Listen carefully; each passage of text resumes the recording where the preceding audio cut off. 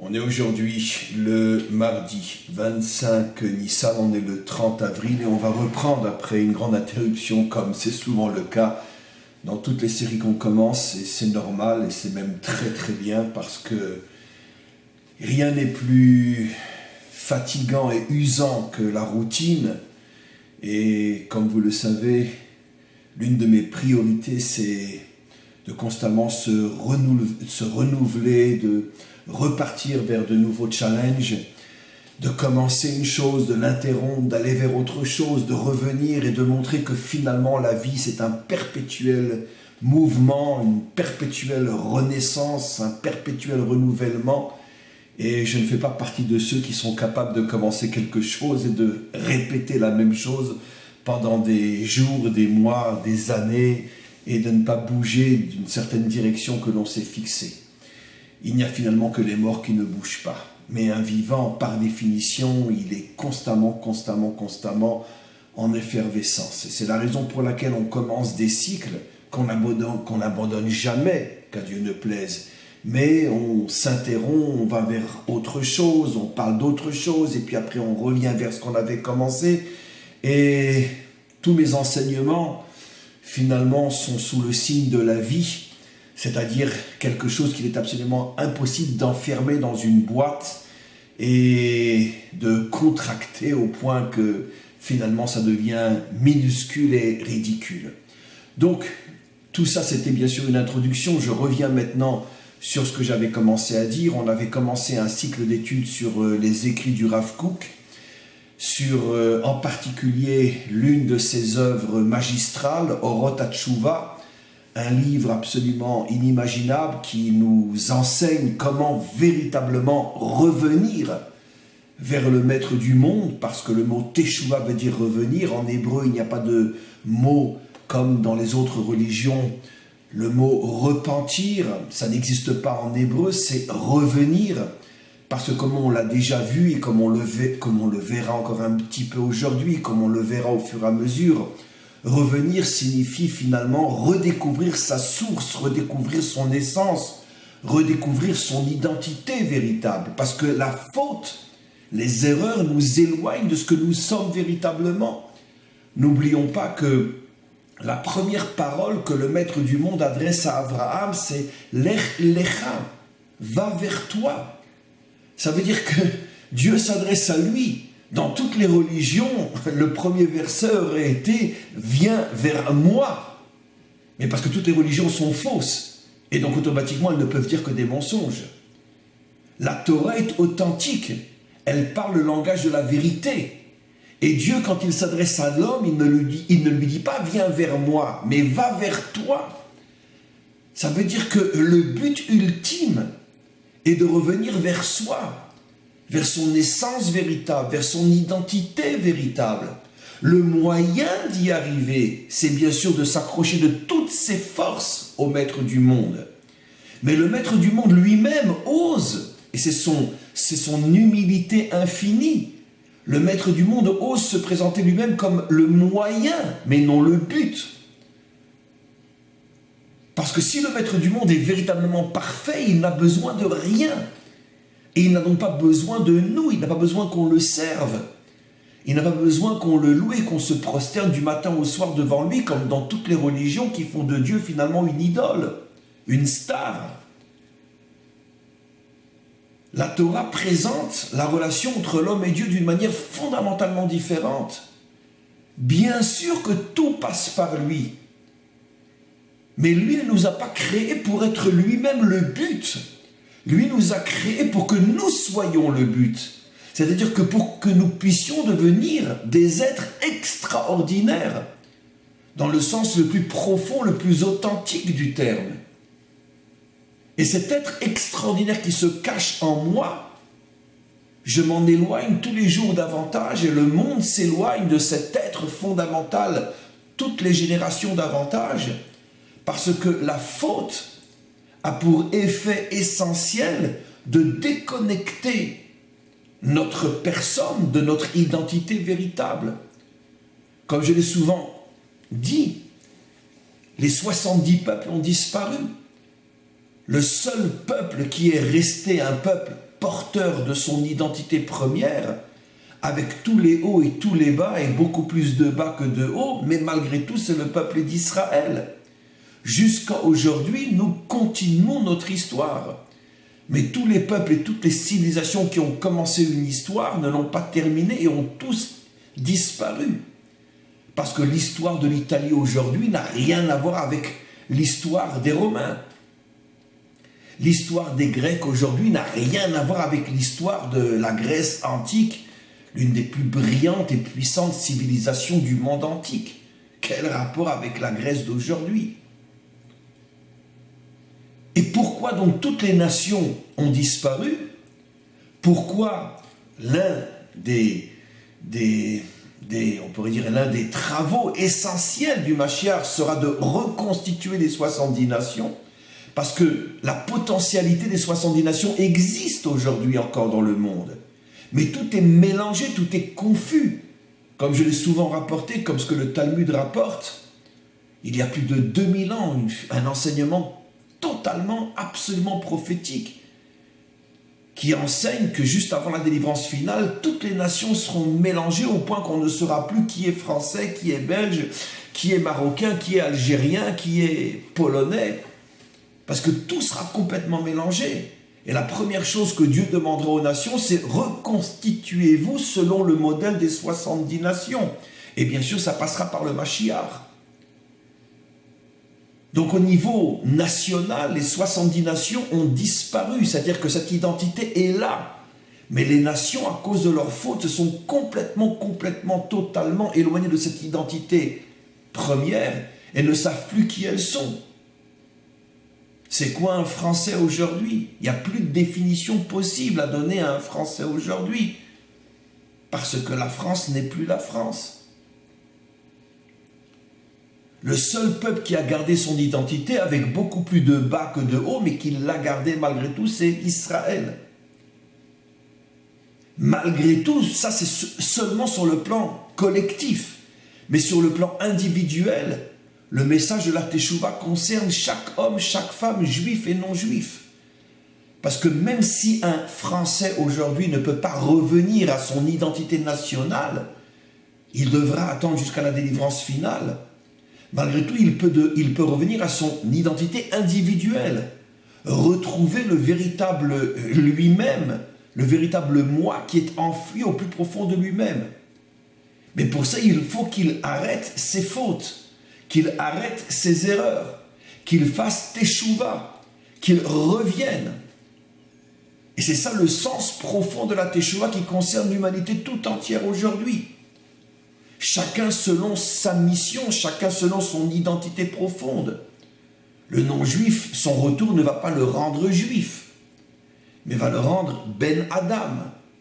Ça veut dire un digne héritier de Adam, fondateur de cette humanité adamique, qui a un projet, qui a un rôle fondamental, un rôle dans lequel sont associés juifs et non-juifs, amener la délivrance. Et donc cette œuvre-là du Rav Kook, qui est une de ses œuvres magistrales, parle donc de la Teshuvah. On a à peine commencé l'ombre de l'ombre, et vous savez comment terminer la phrase. C'est vrai qu'au rythme où on étudie ce livre, je pense qu'on en a pour quelques millénaires, mais c'est pas grave, on a le temps. On peut le commencer dans ce monde et le terminer dans l'autre aussi. Nos maîtres nous disent que tout celui qui a eu des élèves dans ce monde continuera avec ses élèves dans l'autre monde. Donc on a le temps, comme on le sait. L'éternité, c'est long, très très long, surtout vers la fin. Mais quoi qu'il en soit, on devait donc commencer la première étape de la Teshuvah. Aujourd'hui, on va, Ezrat Hashem, avec l'aide du Maître du Monde, commencer la deuxième. La première étape de la Teshuvah, qui est ce que le Rav Kook appelle la Teshuvah physique, c'est-à-dire la Teshuvah naturelle, ce qu'on pourrait appeler la Teshuvah végétarienne, ou aujourd'hui, dans le langage plus moderne, la Teshuvah végane, si je ne me trompe pas. C'est-à-dire la première réflexion qui permet de commencer la Teshuvah, c'est la réflexion qui concerne d'abord mon corps, ma vie, mon hygiène. C'est une notion sur laquelle on a déjà beaucoup parlé, je ne vais pas revenir là-dessus, mais simplement comme ça fait tellement longtemps qu'on en a parlé, je vais reprendre un point essentiel. Malheureusement, dans toutes les religions, y compris dans le judéo-christianisme, c'est-à-dire dans le judaïsme chrétien, qui est malheureusement la religion officielle la plus répandue à l'intérieur du peuple juif, on ne se rend même plus compte à quel point les concepts chrétiens sont rentrés à l'intérieur du judaïsme, on considère malheureusement que finalement la teshuva, c'est surtout un retour religieux, dont on va d'ailleurs parler aujourd'hui. Un retour spirituel, un retour vers Dieu. Dieu, c'est spirituel, c'est pas matériel, c'est pas charnel, c'est pas physique. Mais ça, c'est la dimension chrétienne qui s'est infiltrée à l'intérieur du judaïsme et qui malheureusement s'est répandue partout, même jusque dans des niveaux très élevés du monde rabbinique, qui dans tous leurs discours concernant la teshuva vont ne parler que de l'aspect culte, de l'aspect religieux, de l'aspect spirituel. Vous n'entendrez jamais ou presque jamais un rave à la veille de Yom Kippour dire devant ses élèves je vous en supplie, faites du sport. C'est très important de faire du sport, c'est aussi important que de mettre les tefilines. Parce qu'il sait très bien que dans le concept de la mentalité d'aujourd'hui, s'il dit ça, on va le prendre pour un rigolo et on va le destituer. Donc il va parler le langage officiel, judéo-chrétien. Revenez vers Dieu, mes enfants, faites sa volonté, soyez gentils, ne soyez pas méchants. Maintenant, comment tu manges? Qu'est-ce que tu manges? Est-ce que tu bois du Coca-Cola tous les jours? Est-ce que tu fumes? Et ça, il ne t'en parlera pas. Parce que c'est le discours des médecins. C'est pas le discours d'un rabbin. Et il se peut très bien que ce rabbin lui-même fume et boit du coca. Et ne fait pas de sport. Et a un gros ventre. Etc., etc. Vient le Rav Kook avec une vision, mais complètement révolutionnaire. C'est un vegan qui remonte à 2 siècles déjà, à une époque où personne ne parlait ce langage, et surtout pas dans le monde rabbinique. Et il vient dire non, si tu ne commences pas à soigner ton corps et à soigner ton hygiène et à soigner ta vie, si tu ne fais pas attention à ce que tu manges, je ne parle pas de cache-route, mais à ce que tu manges sur le plan hygiénique et comment tu manges, est-ce que tu fais du sport, est-ce que tu ne fais pas du sport? Il y a d'autres textes où le Rav Kook parle de sport aussi. Si tu n'entretiens pas ton corps, tu ne commences pas à faire tes chouvas. On ne peut pas sauter une étape. Et pourquoi? Parce que l'âme et le corps, c'est un tout. Le même Dieu qui a créé l'âme a créé le corps. Donc de la même manière que quand tu ne manges pas cachère, eh ben tu vas contre la volonté d'Hachem. Si tu nuis à ton corps, tu vas contre la volonté d'Hachem. Il est dit nulle part dans la Torah que Dieu a donné plus d'importance à l'âme qu'au corps. Ça, c'est encore une invention judéo-chrétienne. Ce n'est marqué nulle part que l'âme est plus importante que le corps. La chassidoute, par exemple, nous enseigne tout et absolument tout le contraire. Que les lumières spirituelles les plus puissantes sont précisément cachées dans la matière et dans le corps. Mais la chassidoute, ce n'est pas du judéo-christianisme, bien évidemment. La chassidoute va même jusqu'à nous enseigner que, à partir de la délivrance, le corps va même s'élever au-dessus de l'âme. Et que la matière sera au-dessus de la spiritualité, parce qu'elle va dévoiler son identité profonde et cachée pendant des millénaires. Et on s'apercevra que ce qui était en bas est enraciné très haut en haut. Pour ceux qui étudient un petit peu les secrets de la Torah, c'est la fameuse expression rapportée des milliards de fois dans la Kabbalah, Keter Malchut, que l'attribut divin qui est le plus bas a pour racine l'attribut divin qui est le plus haut. La Malchut qui est tout en bas s'enracine dans le Keter qui est tout en haut. Parce que nous vivons dans un monde complètement illusoire où nous croyons que la matière est en bas. Mais lorsque le Mashiach va révéler la racine de la matière, on se rendra compte que le corps est beaucoup plus spirituel que l'âme. Et donc c'est entre autres la raison pour laquelle le Rav Kook insiste et nous dit un rabbin qui fume, qui ne fait pas de sport, ne peut en aucun cas représenter la Torah. C'est interdit d'écouter ses enseignements.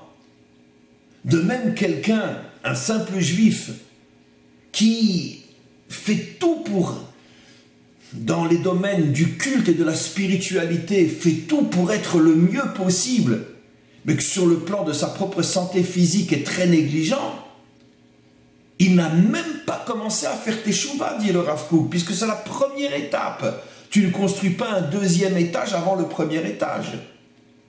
On raconte une histoire extraordinaire. Vous savez, il y a un siècle, personne ne savait que la cigarette était dangereuse. Et il y avait énormément de rabbinim, dont de grandes tzadikim, même qui fumaient. Le beau-père du rabbi fumait parce qu'il n'a jamais su que la cigarette était dangereuse. Et le rabbi lui-même, jusqu'à l'âge de 40 ans, je crois, fumait.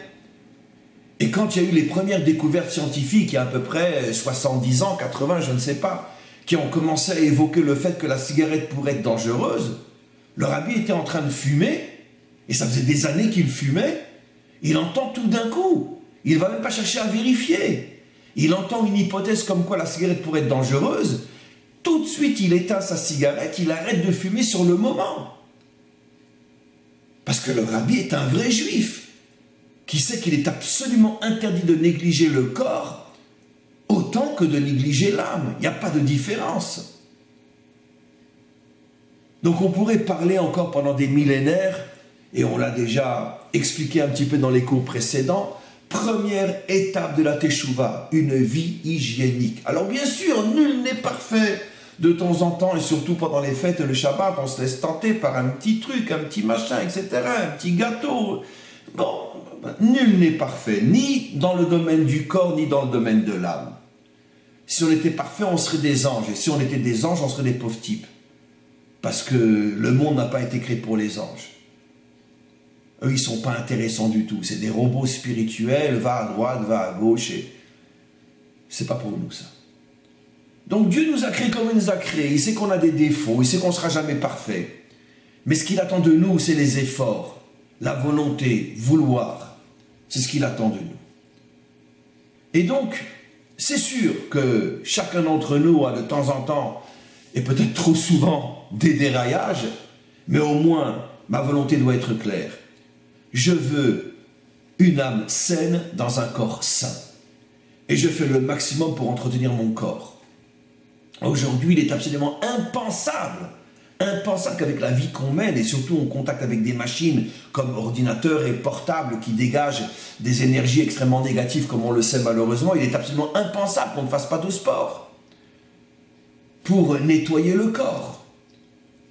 Aujourd'hui, je veux dire, ceux qui devraient faire le plus de sport sont justement ceux qui sont censés représenter la Torah, pour montrer l'exemple. Et il y en a. J'en connais un personnellement qui était l'un de mes maîtres, je n'ai pas envie de le citer, mais jusqu'à l'âge de pratiquement 70 ans et plus, tous les jours, il courait avec, entre autres, son médecin qui courait à côté de lui, et on le voyait, un Rav très très connu, en petit t-shirt, en train de courir dans les parcs, etc., jusqu'à un âge très très avancé. Il vit toujours, Baruch Hashem, jusqu'à 120 ans et plus. Mais jusqu'à un âge très très avancé, il faisait du sport. Et au début, ça choquait tout le monde, surtout ses élèves. Enfin, Rav, tu nous gênes. Tu es en train de courir en short comme ça, alors que tu es un Rav tellement réputé. Ah, par contre, quand il met des tefilines, ça choque personne. Hein. Parce qu'on est fou, on est complètement fou. On s'est complètement fait démolir le cerveau par toute cette culture judéo-chrétienne qui nous a complètement détruit notre âme, notre corps, notre cerveau authentique. Mais de la même manière que tu dois mettre les tefilines, tu dois tous les jours courir un petit peu et faire du sport. Parce que ton corps a besoin d'oxygène, d'énergie, de santé. Et ça aussi, c'est servir Dieu. Je terminerai juste, parce que vraiment, il faut vraiment que je commence. Je terminerai juste en disant que c'est peut-être pas par hasard si l'un des plus grands maîtres de tous les temps était Maïmonide, le Rambam, qui était aussi un très très grand médecin, comme on le sait. Par rapport au contexte de l'époque, c'était un géant, un génie. Pourquoi un géant de la Torah a-t-il consacré tellement de temps et d'années de sa vie à la médecine, au point même d'écrire des ouvrages, et de même de faire rentrer des principes d'hygiène dans ces livres de codes de loi, entre parenthèses religieuses, au point que certains commentaires se sont posé la question, mais de quel droit le Rambam consacre des chapitres entiers à nous parler de l'hygiène du corps dans une œuvre qui est censée parler de comment servir Dieu? Bon, il n'y a qu'un imbécile qui peut poser une question pareille, parce que la réponse est évidente. Parce que tu sers autant Dieu en faisant attention comment et à ce que tu manges que quand tu mets les tefilines ou que tu respectes Shabbat. C'est aussi important l'un que l'autre. Et c'est sans doute la raison pour laquelle Maïmonide a décidé de consacrer sa vie à la médecine, peut-être pour justement être un exemple qui nous montre que le corps et l'âme, c'est un tout qu'il est absolument interdit de séparer. Alors voilà, on a fini une fois pour toutes la première étape, on rentre dans la deuxième étape. Juste un instant, parce que comme vous le savez tous les jours, je dois faire le tikkun de la Turquie, avec mon petit café turc.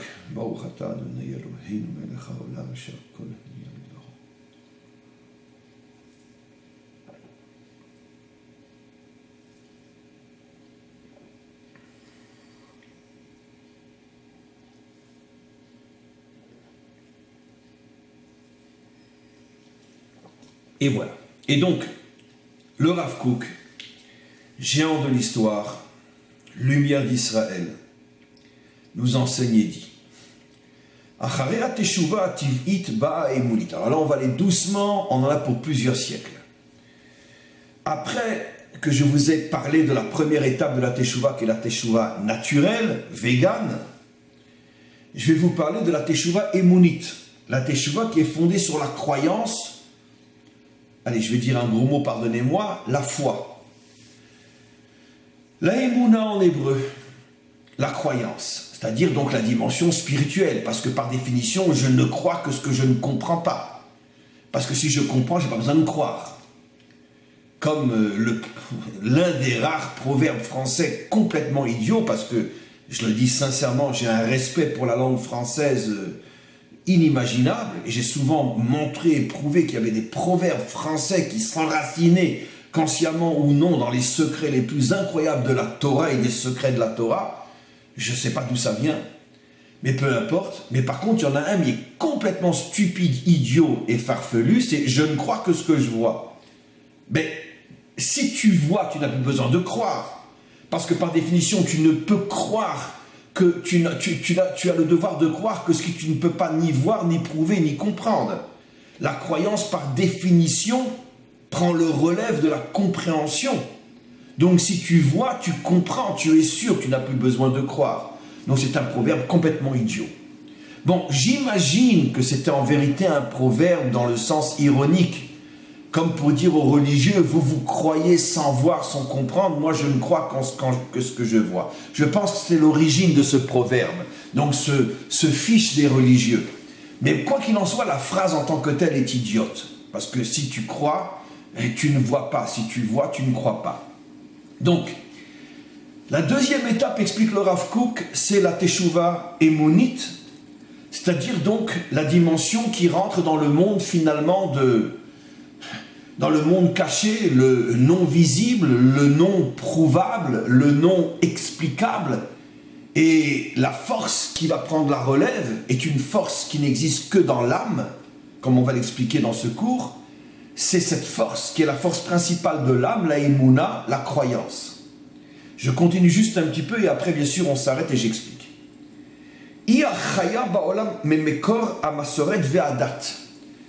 La émouna, la croyance, la foi, est d'une certaine manière la colonne vertébrale, l'essence même de ce qu'on appelle la religion, date. Date, c'est la religion. C'est l'expression, on pourrait dire, la plus puissante d'une religion. La religion te demande de croire. Et comme on le verra, la puissance inimaginable du Rav Kook, c'est qu'il ne va pas s'arrêter à ce niveau-là. Il ne va pas considérer que la croyance, la religion, c'est l'étape suprême. Non, il va montrer qu'il y a une étape plus haute encore. Et c'est seulement cette dernière étape qu'on verra dans quelques siècles que lui appelle la véritable Teshuvah. Pour l'instant, on n'est que dans des échelons. Mais on n'est pas encore au haut de l'échelle. le Rav Kook appellera la Teshuvah réelle que le troisième niveau dont on ne parle pas aujourd'hui, ni même sans doute dans le prochain cours. Mais quoi qu'il en soit, pour l'instant, on est encore à un niveau intermédiaire, un niveau auquel se sont arrêtées toutes les religions, sauf la nôtre. C'est ce niveau que l'on appelle la foi, la croyance, qui est, encore une fois, ce que dit le Rav Kook, Achaya, qui est, on pourrait dire, l'énergie essentielle de toute religion. Elle est fondée sur la croyance. Mais là, le Rav va rajouter quelque chose de fondamental.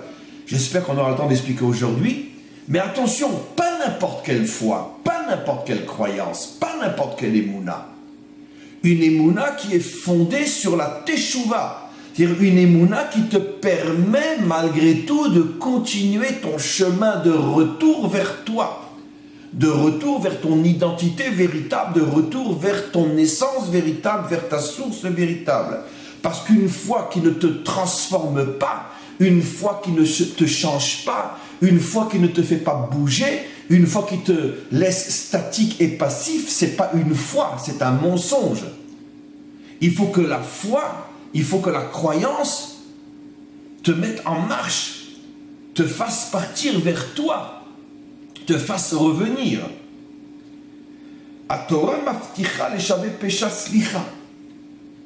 Il rapporte maintenant une preuve de la Torah qui fait allusion à ce niveau de Teshuvah, parce que la Torah parle effectivement énormément et insiste sur le fait que si un homme revient, eh ben, il sera pardonné. Je traduis en français, excusez-moi. Maintenant, je traduis d'après le sens en hébreu. Ça veut dire que le fait de revenir répare toutes les erreurs, répare toutes les fautes. Et d'une certaine manière, c'est exactement comme une guérison. Le fait de suivre un traitement va pouvoir te guérir de tous les problèmes que tu as dans ton corps et te redonner ta santé.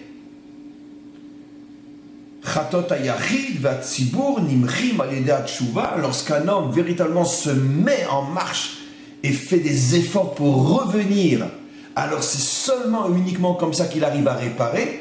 De là, le Rav Kook fait encore une allusion extraordinaire dans le fait que ce n'est pas uniquement le fait de croire qui répare. Je crois en Dieu. Non. Mais qu'est-ce que tu fais maintenant que tu crois? Bouge, change, répare. Donc, encore une fois, toute croyance qui ne mène pas à l'action n'est pas une croyance, dit le Rav.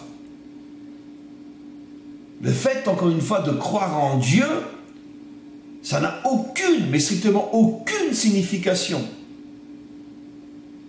Qu'est-ce que cette croyance réveille en toi? Et qu'est-ce qu'elle te fait faire? C'est ça, on pourrait dire, le test d'une véritable croyance.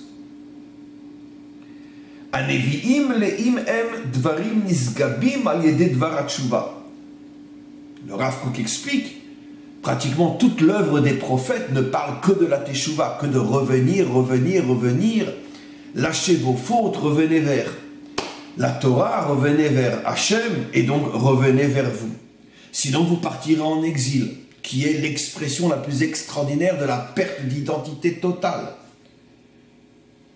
Parce que, comme je n'ai cessé de le dire, que ça plaise ou non, l'exil nous a fait perdre complètement notre identité. Nous ne savons pas ce que c'est un juif aujourd'hui. Parce qu'un juif à Paris, un juif en Pologne, un juif en Russie, un juif au Maroc, un juif en Irak, un juif peu importe où, un juif en Amérique, même si c'est une armoire remplie de livres, c'est une armoire remplie de livres. Et on peut mettre des milliers de livres dans une armoire. Ça reste une armoire. Alors bien sûr, j'exagère, mais pas tout à fait. Parce que tant que le peuple juif ne sera pas reconstruit sur sa terre, nous ne saurons pas ce que c'est un juif véritable. Parce qu'un juif, c'est pas seulement quelqu'un qui est rempli de Torah quelque part à New York ou quelque part à Medjugorje ou quelque part à Casablanca. Un juif, c'est quelqu'un qui fait partie d'un peuple qui vit sur sa terre et qui est une lumière pour l'humanité tout entière. et qui est reconnu comme tel par l'humanité tout entière. Donc le vrai juif, nous ne savons plus ce que c'est, parce que ça fait des millénaires que nous sommes en exil. Et donc automatiquement, on comprend pourquoi les prophètes ne parlent que de ça. Ou vous arrêtez de fauter et vous reconstruisez avant qu'il ne soit trop tard votre identité tant que vous êtes encore sur votre terre, ou vous allez être exilé et vous allez la perdre complètement, cette identité. Au point qu'avec les siècles, les générations qui vont naître en exil vont s'imaginer que ce qu'on leur montre comme étant les juifs représentants du judaïsme, ce sont eux les vrais juifs, alors qu'ils ne le sont absolument pas. Je vais rapporter souvent cette histoire folle, de Rabbi Nachman de Breslev, qui très jeune a été l'un des premiers à risquer sa vie pour arriver en Israël. À une époque, c'était absolument impossible, et en plus, à une époque, il y avait la guerre entre les Turcs, je crois, et les Russes, et donc la Méditerranée était infestée de bateaux de guerre, chaque bateau qui passait coulait. Lui, il a décidé d'arriver à ce moment-là en Israël. Bon, il y est arrivé. Et bon, peu importe, c'est pas le sujet, il revient après en Ukraine, son intention était de ramener ses élèves avec lui, bon, ça s'est pas réalisé, peu importe. Il voulait repartir. Mais bon, il arrive chez son oncle, qui est comme Rabbi Nachman lui-même de la famille du Baal Shem Tov. Rabbi Nachman était l'arrière-petit-fils du Baal Shem Tov. Et son oncle, Rabbi Baruch, lui demande alors... qu'est-ce que tu as compris maintenant de ce voyage en terre d'Israël? Et il lui dit, j'ai compris qu'on ne peut pas être juif en dehors de notre terre. Il n'y a pas un mot qui est de moi, hein. Tout c'est dans l'histoire. Son oncle entend ça, il lui donne une paire de claques. Il lui dit, mais petit insolent! Et dis-moi, et ton grand-père, le Baal Shem Tov, c'est pas un juif? Ose répéter ce que tu as dit. Rabbi Nachman, qui, comme on le sait, la couronne de sa puissance, c'est qu'il est prêt à mourir pour la vérité, répète ce qu'il vient de dire. Oui, on ne peut pas être juif en dehors de la terre d'Israël. Et son oncle lui refuse une claque. Il lui dit, mais enfin, mais tu n'as pas honte? Toi, le petit-fils du Baal Shem Tov? Et il lui dit, mon oncle, je vais t'expliquer. Évidemment que le Baal Shem Tov est immense par rapport aux dimensions de l'exil. Évidemment que c'est la plus grande lumière qu'on a aujourd'hui en exil. Mais le Baal Shem Tov lui-même, s'il avait vécu en Israël, il aurait été tellement différent dans sa grandeur que même lui aurait eu honte de ce qu'il est aujourd'hui. Donc tout est une question de niveau. Même le Baal Shem Tov lui-même aurait été quelqu'un de complètement différent s'il avait vécu en Israël, au point d'avoir eu honte de ce qu'il était à Medjibozh, en Ukraine. Et l'histoire a donné raison à Rabbi Nachman. Le Baal Shem Tov a tout fait pour quitter l'Europe et partir en Israël. Malheureusement, il est resté coincé à Istanbul à cause des guerres en Méditerranée. Et il est retourné en Ukraine. Mais il a montré clairement qu'il avait tout lâché, il était parti pour. Lui-même savait que finalement il allait vivre une renaissance totale en Israël qui allait faire de lui un vrai juif par rapport à ce qu'il était en Ukraine. Donc Rabbi Nachman ne s'était pas trompé. Donc les Névi'im ne parlent que de ça, les prophètes ne parlent que de ça. Si vous vous éloignez de votre identité quand vous êtes encore sur votre terre, la punition sera que je vais vous envoyer dans un endroit où là, même si vous le voulez, vous ne pourrez plus être de vrais juifs. Impossible. Et c'est ce qui s'est passé. Au point qu'aujourd'hui, après 2000 ans d'exil, je ne parle que du dernier, plus personne ne sait ce qu'est un juif, sauf les orgueilleux et les ignorants qui se présentent comme étant des modèles d'Israël et de la Torah d'Israël et qui font croire à tout le monde que c'est ça un vrai juif.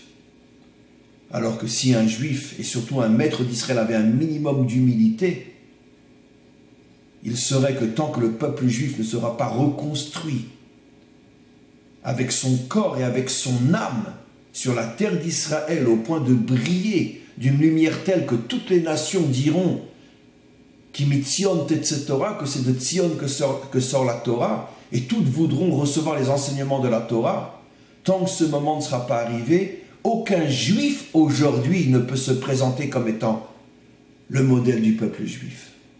Parce que la véritable identité juive est complètement cachée jusqu'à ce que celui qui va la révéler, le Mashiach, commence à le faire. Donc je reviens sur notre texte. Bien sûr, les prophètes aussi n'ont parlé pratiquement que du retour à l'identité authentique. Kol erech atochecha atorit banui ou al ateshuva aemunit. Une grande partie de la Torah est fondée sur la croyance, sur la foi. Maintenant, explique le Rav Kook, je pourrais parler dans les détails de cette étape-là pendant l'infini, dit-il, le Encheker, tellement il y a à dire, mais ce n'est pas le but de mon explication. Je veux parler des étapes d'une manière très très vite, pour l'instant, dit-il. Même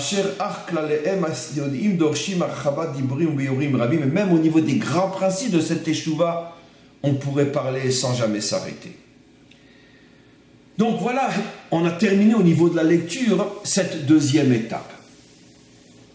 Et la Teshuvah, donc Emunit, la Teshuvah de la foi, de la croyance. Alors on va commencer à expliquer aujourd'hui, parce que ça fait déjà pas mal de temps que le cours a commencé, et bien sûr on continuera beaucoup plus dans les détails dans le prochain cours si Dieu veut. Il faut comprendre la chose suivante, l'homme ne choisit pas de croire. De la même manière qu'un homme ne choisit pas d'entendre, de voir, de parler, il ne choisit pas d'avoir la tête en haut et les pieds en bas, son être physique lui est imposé. De la même manière, son être nishmatique lui est imposé aussi, avec ses propres dimensions, ses propres forces. De la même manière que le cerveau est ce que l'on pourrait définir comme étant la force principale du corps, de la même manière, la Emouna est la force principale de l'âme. De la même manière que le corps a différentes forces, le cerveau, le cœur, les poumons, le foie, les bras, les jambes, les yeux, les oreilles, mais tout part du cerveau. L'âme a aussi son propre cerveau. Le cerveau de l'âme, c'est la Emouna, à partir de laquelle se dévoilent différentes forces de l'âme qui permettent une vie spirituelle authentique. Maintenant, cette force, nous ne l'avons pas créée, nous ne l'avons pas décidée, elle est en nous. Ce qui veut dire qu'il est absolument impossible pour un homme de vivre sans croire. Le grand problème, c'est que de la même manière qu'un homme peut pourrir son cerveau et le faire rentrer dans toutes les saletés de ce monde, avec des idéologies mensongères ou meurtrières, ou tout simplement en passant son temps à penser ou à voir des saletés, c'est-à-dire que son cerveau est complètement en exil. De la même manière, un homme peut aussi faire tomber sa émouna, sa croyance en exil. Un homme ne peut pas ne pas croire, mais par contre, ce qu'il peut, c'est croire en n'importe quoi et n'importe comment. Ben, c'est toutes les fausses idéologies, c'est toutes les fausses religions qui s'enracinent dans la croyance, mais dans une croyance en exil, dans une croyance qui est tombée dans une poubelle. Comme le cerveau qui tombe dans une poubelle lorsque l'on passe son temps à regarder des films porno ou des choses violentes ou méchantes et qu'on remplit son cerveau de saleté et de poubelle. Exactement de la même manière, toutes les fausses idéologies, toutes les fausses croyances, toutes les fausses religions sont des poubelles dans lesquelles on fait tomber notre émouna. Et pourquoi je dis qu'il est absolument impossible pour un homme de ne croire en rien? Parce que comme on le sait, celui qui ne croit plus en rien, 5 minutes après, il se suicide.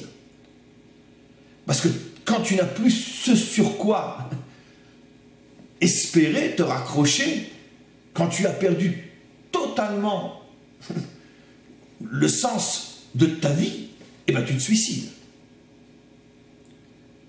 Donc, la croyance, c'est tout simplement le moteur de la vie. Maintenant, encore une fois, la croyance peut sombrer dans un exil, mais incroyablement bas et ignoble. Moi, je vis pour l'argent, moi, je vis pour le plaisir, moi, je vis pour la puissance, moi, je vis pour les femmes, moi, je vis pour... Ça, c'est dans la croyance lorsqu'elle est tombée complètement dans le monde matériel. Mais je me lève tous les matins parce que je vais dans mon bureau, je fais du pognon. Je sors de mon travail, je vais tous les soirs en boîte parce que je vais m'amuser. J'ai besoin de ça. C'est ce qui me permet de vivre. Etc., etc. Maintenant, dans le domaine spirituel, c'est pareil. Chacun a besoin d'une religion qui est sa croyance, qui est, comme le dit cette fois-ci si bien et extraordinairement bien le proverbe français, l'espoir fait vivre. L'espoir fait vivre, absolument. L'espoir fait vivre. D'ailleurs, en hébreu, ça sort d'une manière fabuleuse. L'espoir se dit tikva, et dans le mot tikva, il y a la racine kav qui veut dire direction. Ça veut dire que si un homme n'a pas d'espoir, il n'a plus de direction. Il ne sait plus où il va. Donc l'espoir peut être le pognon, l'espoir peut être le pouvoir, l'espoir peut être le plaisir, l'espoir peut être aussi la religion. Maintenant, les premiers espoirs dont j'ai parlé, pognon, puissance, plaisir, tout le monde ou presque est conscient que c'est vraiment la croyance en exil, l'espoir en exil. C'est cette partie de l'âme qu'on a fait tomber et rentrer dans une poubelle. Maintenant, quand c'est un espoir religieux, c'est déjà un peu plus délicat. Parce que bon, c'est pas un homme qui vit pour le fric, c'est pas un homme qui vit pour les femmes, c'est pas un homme qui vit pour le pouvoir. Il vit pour Dieu. Donc c'est déjà beaucoup plus subtil. Alors maintenant, comment je vais pouvoir déceler dans une croyance qui s'est redressée et réélevée jusqu'à sa dimension spirituelle, comment je vais pouvoir déceler si c'est une vraie croyance ou une fausse croyance? Alors là aussi, le Rav Kook donne un élément extraordinaire, teshuva. Est-ce que tu sens que ta croyance te permet de revenir de toutes tes forces vers ton identité véritable qui va faire de toi un homme actif qui va arriver à se changer et à changer le monde? Parce que ce que j'ai souvent expliqué dans d'autres cours, c'est que dans le mot teshuva se cache aussi un secret absolument incroyable. Le Zohar explique teshuva, il coupe le mot en deux, c'est-à-dire toutes les premières lettres jusqu'à la dernière, qui est un he, tashuv he, fait revenir le he. Et le he, la lettre he, nos maîtres nous disent, entre autres Rashi au début de la Torah, dans ses explications sur la création, que le He est la lettre avec laquelle le monde a été créé. Je ne rentrerai pas dans les détails, ce n'est pas le sujet aujourd'hui. Quoi qu'il en soit, ce qui nous intéresse à nous, c'est de comprendre que le He représente le monde. Ce qui veut dire que la vraie Teshuvah, c'est la reconstruction de soi et la reconstruction du monde. Et donc là, le Rav Kook nous donne ici un point de repère extraordinaire. Ah, tu es un homme croyant, tu crois en Dieu. Alors explique-moi comment tu t'es construit et qu'est-ce que tu fais pour construire le monde. Et là, on a le test. C'est la raison pour laquelle Marx dira, et c'est la seule phrase que je reconnais de lui comme étant un monument de génie, la religion est l'opium des peuples, parce qu'il a dit quelque chose d'absolument gigantesquement génial, et malheureusement puissamment vrai, c'est que la plupart des religions endorment leurs fidèles, font d'eux des gens passifs, des moutons qui suivent le berger et qui ne font plus rien, sauf de croire, de prier et de s'en remettre au Sauveur. Et donc, tout sauf un homme actif qui se construit et construit le monde, qui est la véritable et seule définition de la teshuva authentique. Et c'est vrai dans toutes les religions, y compris dans la nôtre. Tu as énormément de gens qui sont très religieux, mais concrètement, qu'est-ce que tu fais pour améliorer le monde? Rien. Si je mange kasher, je fais Shabbat. Je répondrai que grâce à Dieu, tu ne rajoutes pas au malheur du monde en étant un juif fidèle à la Torah. Mais tu ne fais rien pour diminuer le malheur du monde. Tu ne rajoutes pas au malheur du monde. C'est déjà pas mal. Mais tu es encore loin d'avoir fait tes choix puisque tu ne fais rien pour ramener le hé, pour reconstruire le monde. Et donc, après, c'est des questions de niveau. Quand on rentre dans la subtilité. Donc cette histoire de l'opium du peuple est vraie dans toutes les religions, y compris dans le judaïsme. Si la croyance devient un refuge, si la croyance devient une fuite, si la croyance devient une sorte de temple de sécurité ou un temple sécuritaire dans lequel je fuis ce monde pour me réfugier dans une illusion où je me sens bien, eh bien, cette croyance est tout sauf la teshuva. Donc, est tout sauf une vraie croyance. Et chacun va pouvoir se mesurer par rapport à sa croyance. Et donc, on comprendra aussi, et ça c'est toujours, comme je l'ai souvent enseigné, le critère pour déceler un maître authentique, est-ce qu'il vit ce qu'il dit? Le Rav Kook vit ce qu'il dit. Parce que lui-même est né en Europe, je crois en Russie, ou Lituanie, je ne sais plus. Et il va tout abandonner pour venir s'installer en Israël au début du XXe siècle, à une époque où les conditions de vie ici sont terriblement difficiles. Il arrive à l'époque encore sous le régime turc, bien avant la naissance d'État d'Israël. Et donc il abandonne, parce que c'était déjà un géant en Europe. Il aurait pu continuer à vivre dans le confort plus ou moins qu'avaient des gens de sa dimension en Europe, en tout cas par rapport au monde juif.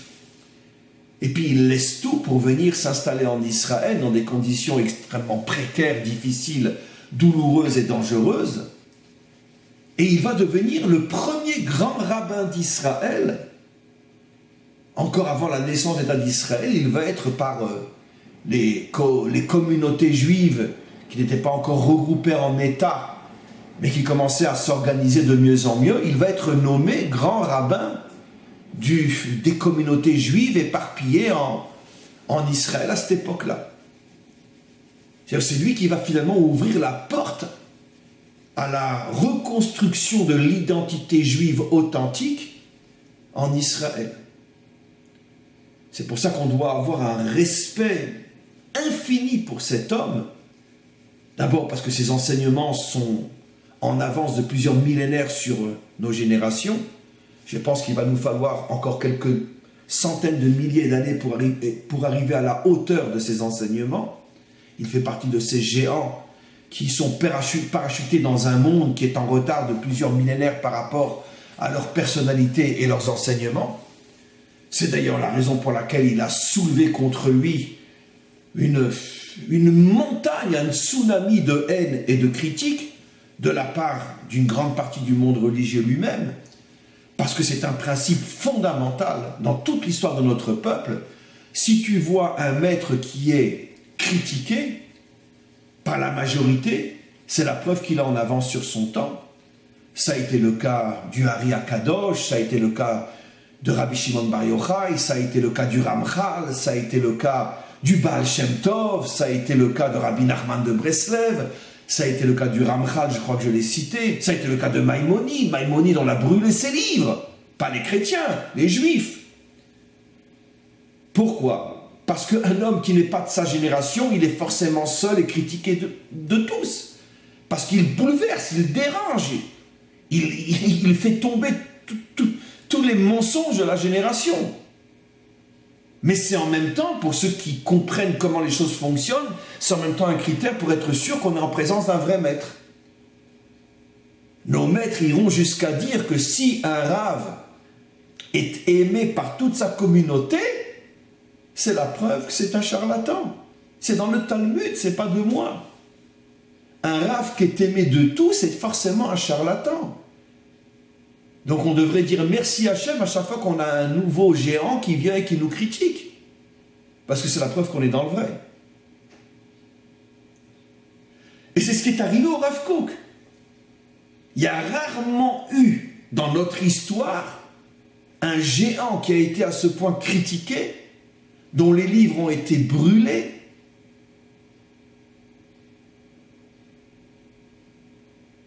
J'hésite si je raconte une histoire que j'ai moi-même vécue ou pas. Bon, je ne la raconterai pas parce qu'elle est un petit peu violente. Mais j'ai été moi-même témoin d'histoires concernant ces livres. Mais il a été véritablement presque mis en excommunication. Excommunié. Et jusqu'à aujourd'hui, bien que les choses se sont énormément atténuées, mais il y a encore aujourd'hui, malgré tout, d'accord, c'est bon, très bien, on ne dit plus que c'est un bandit, mais enfin bon, c'est pas notre âme, hein, c'est pas notre référence. Un jour viendra, et quand le Mashiach se dévoilera, alors là, ça sera le summum, mais un jour viendra où le peuple juif va mourir de honte, surtout au niveau de nos dirigeants spirituels. Ils vont s'enterrer vivants de honte de ce qu'ils ont fait ou ce qu'ils ont dit sur le Rav Kook.